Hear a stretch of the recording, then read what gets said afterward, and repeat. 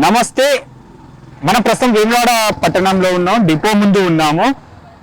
నిన్నటి రోజు శంకర్ గౌడ్ గారు అయితే మృతి చెందడం అయితే చాలా దురదృష్టకరం. సో తోటి కార్మికులకు ధైర్యాన్ని ఇచ్చే విధంగా ఒక మహిళా ఆర్టీసీ కార్మికురాలు ఉన్నారు, వారితో మాట్లాడే ప్రయత్నం చేద్దాం.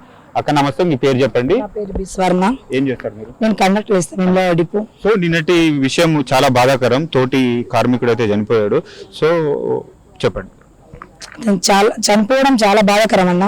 పోరాటంలో ఏదైనా గెలుచుకుంటాం మనం, చనిపోవడం వల్ల ఏం రాదు. అతను అనుకున్నాడు నా వల్ల ఇంకా వీళ్ళకు అందరికి ఉపయోగం జరగాలనే ఒక ఉద్దేశంతో మాత్రమే ఆయన ముందడుగు వేసిండు. కానీ చనిపోకుంటే ఇంకా బాగుండేది. ఆయన నిలబడి మా ముందుండి నిలబడి మంచి ఉద్యమాన్ని ఇంకా ముందుకు తీసుకెళ్తే ఇంకా మంచి జరగాలని ఆలోచిస్తున్నా. ఇలాంటి తప్పు ఎవరు చేయకూడదు, ముందుండాలి, అందరినీ మా ముందుండి నడిపించాలి. మేము ఏదైనా సాధించడానికి సిద్ధంగా ఉంటాం.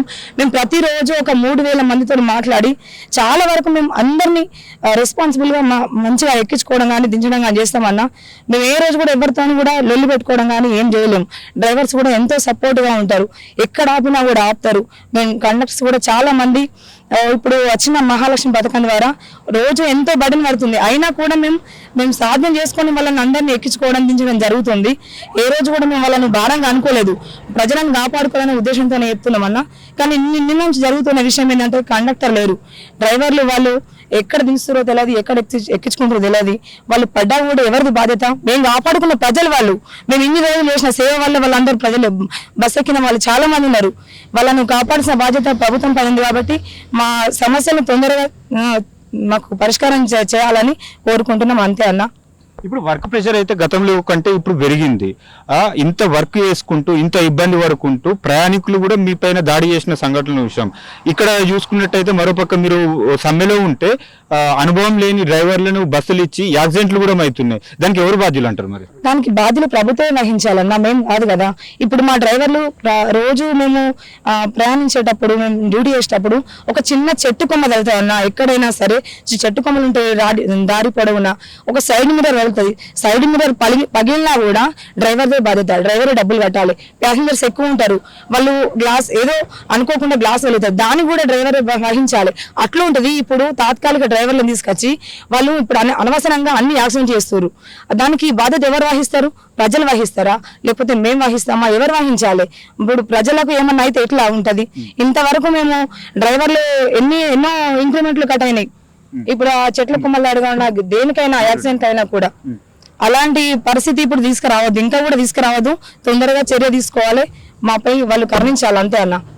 ఒకటి చెప్పండి, మహిళా ఉద్యోగి యాక్చువల్ గా డిపో వరకు ఎన్నిటి వరకు చేరుకోవాలి? ఆ రాత్రి వచ్చినాక మీరు ఇప్పుడు ఇదేమో ఊరు బయట ఉంది డిపో, మీరు ఇంటికి ఎట్లా వెళ్తారు? అసలు మీ మహిళా ఉద్యోగులకు ఉన్న ఇబ్బందులు ఏంటి? మహిళా ఉద్యోగులకు చాలా ఇబ్బందులు ఉన్నాయి అన్న చెప్పడానికి. ఇప్పుడు మేము పొద్దున ఇప్పుడు 4 గంటలకు ఇంట్లో నుంచి వెళ్తాం అంటే దాదాపు 2:30-3 గంటలకు లేచి వర్క్ అంతా వేసుకొని మళ్ళీ డిపోకి రావడం. వచ్చిన తర్వాత నైట్ 9:30, 8:30 వరకు ఇన్కమింగ్ అవుతాం. ఒక్కోసారి నైట్ కూడా అవుతాయి అన్న. మా ట్రిప్స్ అన్న అయిపోయినా కూడా జనం ఉంటే ఎటు రాసినా కూడా వెళ్తాం. ఒక్కరోజు 1-2 గంటలకు కూడా ఇన్కమింగ్ అయ్యి డిపోలోనే ఉంటాం అన్న. అప్పుడు పోవడానికి మాకు ఇబ్బంది అవుతుంది. దారి పొడుగునా ఇప్పుడు ఎవరు ఎక్కడ ఆపి ఏం చేసేది కూడా తెలియదు. మాకు కూడా అంత లేదు కదా అన్న, ప్రొటెక్షన్ లేదు. మా ఒక హస్బెండ్ వచ్చి మమ్మల్ని తీసుకోపోతే మమ్మల్ని ఎవరేం చేసినా కూడా పడుచుకునే నాదుడు లేడు. కాబట్టి 1 గంటలకు ఇన్కమింగ్ అయినా కూడా మేము డిపోలో ఉండాల్సిన పరిస్థితి ఉంటుంది ఒక్కోసారి.